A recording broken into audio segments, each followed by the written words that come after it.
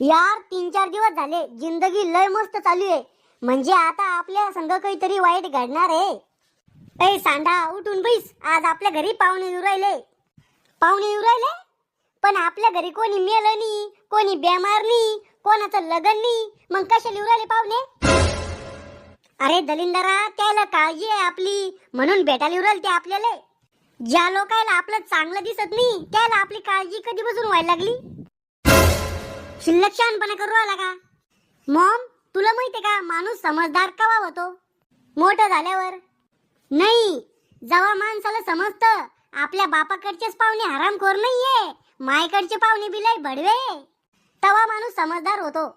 जास्त मस्ती आला का?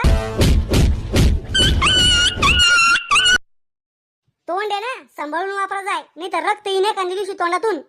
खरं बोललं की सख्या मायला बी राग येतो.